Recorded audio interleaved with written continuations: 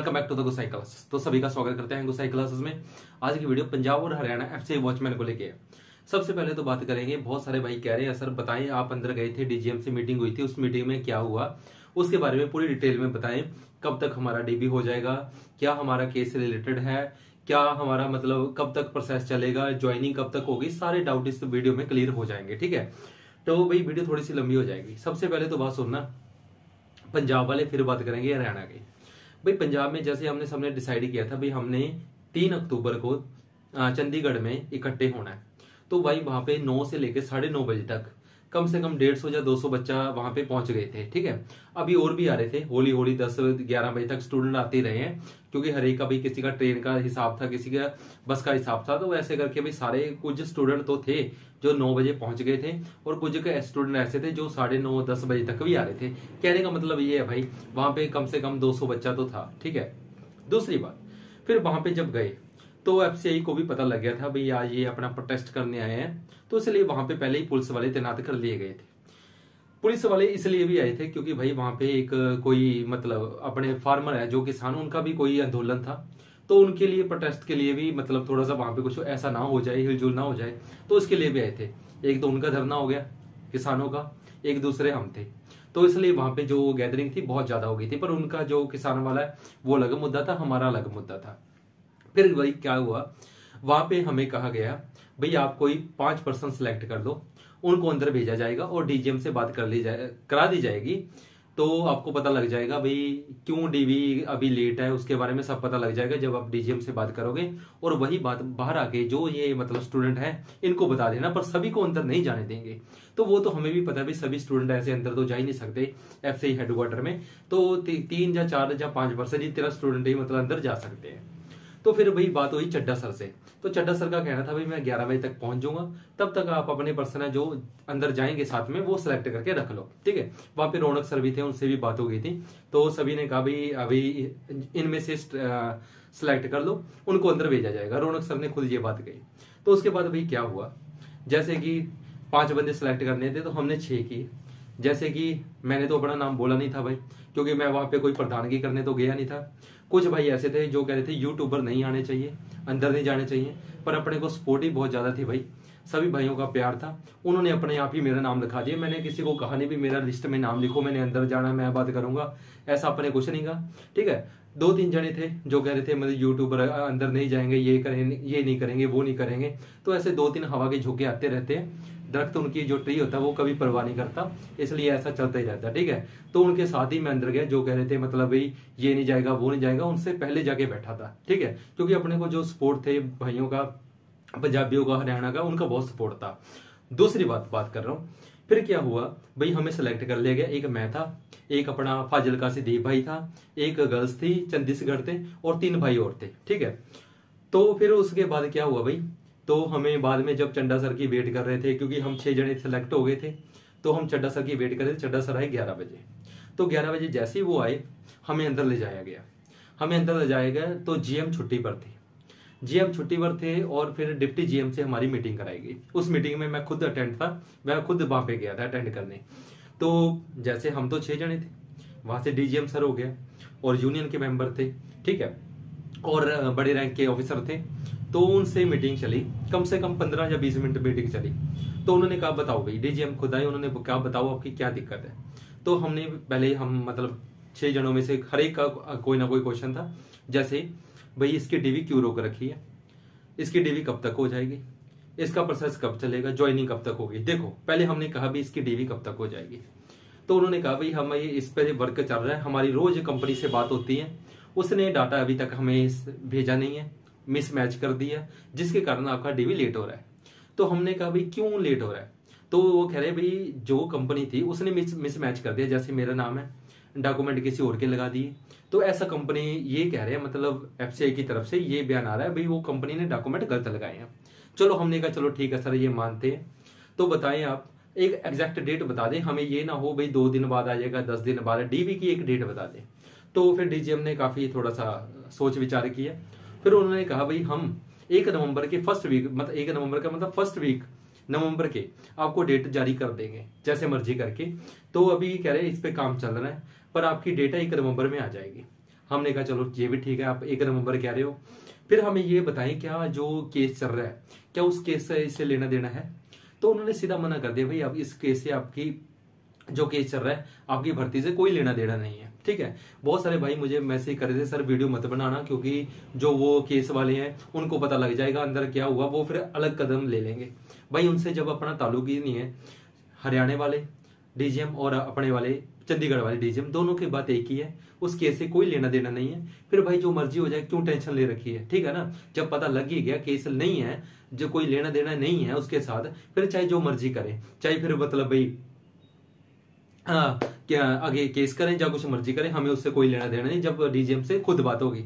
तो पहली बात भाई इसका जो अब डाउट क्लियर कर देता हूं, अंदर ये बात हुई थी भाई ये भर्ती कैंसिल नहीं है। हाँ, इसके बाद कोई इसकी वॉचमैन की भर्ती नहीं आएगी, ये पोस्ट खत्म कर रहे हैं, ये अपनी लास्ट भर्ती है। ठीक है, इसके बाद कोई नहीं आएगी।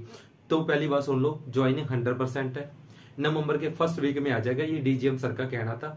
ठीक है, तीसरी बात ये है इसका केस से कोई लिंक नहीं है। चौथी बात ये है, इसमें पूछा गया था भाई कितने स्टूडेंट बुलाए गए हैं, तो इसमें 860 स्टूडेंट सिलेक्ट है भाई, कोई ज्यादा नहीं है। कोई उन्होंने कहा भाई कोई 5-10 स्टूडेंट भी ज्यादा नहीं है, पूरी 860 की ही लिस्ट आएगी, उनको ही मतलब एज ए ज्वाइनिंग दी जाएगी। उसके बाद वेटिंग लिस्ट का भी पूछा था, वेटिंग लिस्ट का उन्होंने कोई जवाब नहीं दिया भाई, इसके बारे में ना ही कुछ उन्होंने कहा। बट उन्होंने इतना जरूर कहा था भाई अभी तक ये 860 सिलेक्ट है, अब उसमें कितने ज्वाइनिंग करेंगे या नहीं करेंगे वो बाद की प्रोसेस है। ठीक है भाई, फिर हमें इतने डाउट क्लियर करके वो क्या उन्होंने कह दिया भाई ठीक है नवंबर में आ जाएगा, आप जाओ। तो फिर हमें भेज दिया गया।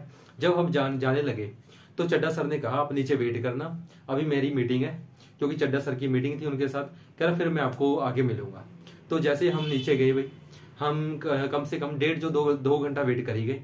फिर हमारे पास थोड़े एम्प्लॉय आते हैं, वो कहते हैं भाई जो बार आपके स्टूडेंट साथ में हैं उनको कह दो घर जाए, जो बात आपको बताई जाएगी वो आप उनको बता देना। तो इसलिए भाई मैं खुद बाहर आया और मैंने जो भाई अपने खड़े थे उनको कहा भाई आप घर चल जाओ, अंदर अभी थोड़ी सी मीटिंग और पड़ी है, जो भी होगा आपको वीडियो कर रहे बता दिया जाएगा। तो फिर भाई सभी भाई अपने घर चले गए, कुछ भाई फिर भी वहां पे रुके हुए थे क्योंकि वो जानना चाहते थे भाई सारा प्रोसेस चल क्या रहा है। उसके बाद भाई फिर हमने 1.5-2 घंटा वेट किया, मैं था और फाजिलका वाला दीप था और दूसरे भाई भी थे। तो फिर बाद में क्या हुआ, बाद में चड्डा सर की जब मीटिंग हुई 1.5-2 घंटे बाद, चड्डा सर नीचे आए और रौनक सर भी थे। तो हमने कहा भाई अब आपकी, हमारी तो मीटिंग हो गई थी डीजीएम से, अब आपकी क्या मीटिंग हुई है दोबारा। तो उन्होंने कहा था भाई अभी ना एफसीआई ने कुछ पैसा देना है, जो कंपनी से करवाया था, यूनिटॉन कंपनी, उससे मतलब जो अपना प्रोसेस रिटन एग्जाम फिजिकल जो भी करवाया था, तो उसका अभी पैसा पेंडिंग पड़ा होगा। तो एफसीआई अभी उनका पैसा जो खड़ा है, अभी एफसीआई उनको पैसा रोक रखा है, वो पता नहीं क्यों रोक रखा है भाई, वो उनका डिपार्टमेंट का, वो हमें भी कुछ नहीं पता, बट उनका पैसा रोक रखा है जिसके कारण वो अभी डॉक्यूमेंट जारी नहीं कर रही। पर इन्होंने ये कहा भाई जल्दी से जल्दी ये काम आपका सिरा चढ़ जाएगा, क्योंकि अभी ये भाई गवर्नमेंट के काम होते सारे टाइम लगता है पर हो जाते हैं। तो जैसे उनका पैसा मिल जाएगा, क्योंकि गवर्नमेंट की तरफ से उन कंपनी को चल जाएगा और कंपनी डाटा जारी कर देगी, तो आपको आपकी डीवी की डेट जल्द मिल जाएगी। ठीक है, बट नवंबर तक अभी तक मुझे लग रहा है कोई इन्फॉर्मेशन नहीं आएगी भाई, तो आपको नवंबर तक तो वेट करना पड़ना है। पर ये 100% श्योर है भाई इसकी ज्वाइनिंग 100% हो जाएगी, ये दावा करते हैं। ठीक है, और दूसरी बात कह दूं, एक उन्होंने सर ने ये भी कहा था, डीजीएम सर ने, भाई इतनी गैदरिंग मत किया करो, जब भी आना है 5 या 7 एक ग्रुप के मेंबर बना लो जो इस वाली मीटिंग में आए हैं, वो ही आगे हमसे मिले। ऐसे गैदरिंग करने से कुछ नहीं होता, कोई केस भी बन जाता है, वो केस तो बाद की बात है भाई। अगली बार अगर हमें जरूरत पड़ी तो एक बार 5 या 7 जने जाके, जो मतलब ऐसे अंदर गए थे, तो जाके उनसे फिर बात करेंगे भाई हाँ बताओ क्यों डीवी रोक रखा है, क्या चक्कर है। बट ऐसी मेरे हिसाब से नौबत आनी नहीं चाहिए, 1 नवंबर मतलब फर्स्ट वीक को डीवी आ जाएगा 100%। ठीक है, फिर चड्डा सर जो मतलब हम बाहर बैठे थे, तो चड्डा सर ने कहा भाई हम दिल्ली से पता करवाया है, दिल्ली से सारा काम हो चुका है, दिल्ली से कोई काम नहीं रुका भाई, जो था मतलब चंडीगढ़ ही रुक रहा है काम।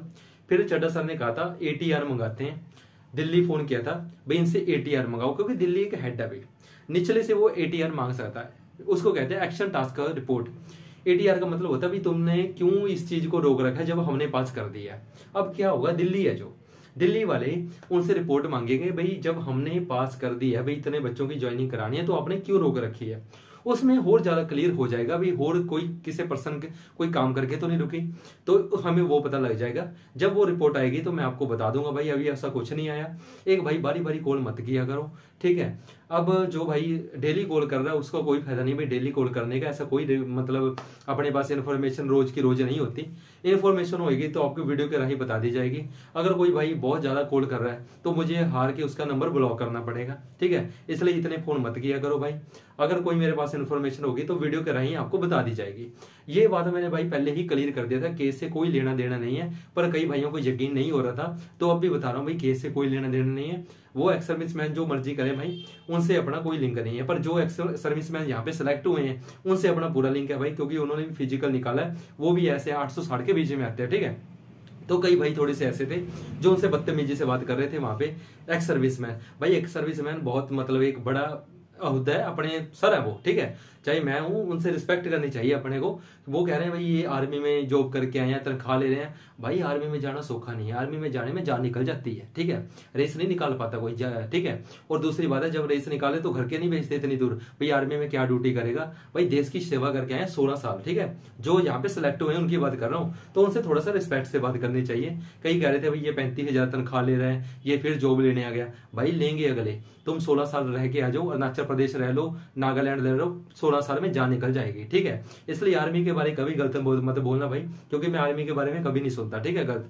तो भाई वो सिलेक्टेड है, उन्होंने फिजिकल निकाला, पेपर निकाला, तो ज्वाइनिंग तो लेंगे, उनका हक है अंदर आने का। अगर हम 6 मेंबर थे तो उनके बीच में एक एक्स सर्विसमैन होना चाहिए था। चलो कोई बात नहीं, अगर हमें नेक्स्ट टाइम लोड पड़ी तो एक्स सर्विसमैन को भाई को आगे करेंगे, ठीक है। तो ऐसा भेदभाव मत किया करो भाई, आपने जॉब लेनी है थोड़ा सा सिंसियर हो जाओ। मुझे लग रहा है भाई कई भाई ऐसे हैं जिनका पहली बार एग्जाम निकला और बौखलाए हुए हैं, कभी चंडीगढ़ जा रहे हैं, कभी दिल्ली जाके उसके नीचे आ रहे हैं, मतलब गाड़ी के नीचे आ रहे हैं। मुझे लग रहा है इनका एग्जाम एक आधी बार क्लियर हुआ है, इसलिए बौखलाए हुए हैं। ऐसा मत करो, थोड़ा सा सियाना बन लो अगर जॉब लेनी है तो, ठीक है। तो हम फिर ऐसे वीडियो लाते रहेंगे। अगर वीडियो पसंद आई तो लाइक करना, शेयर करना, सब्सक्राइब करना। सबको सब फिर मिलेंगे। जय श्री राम।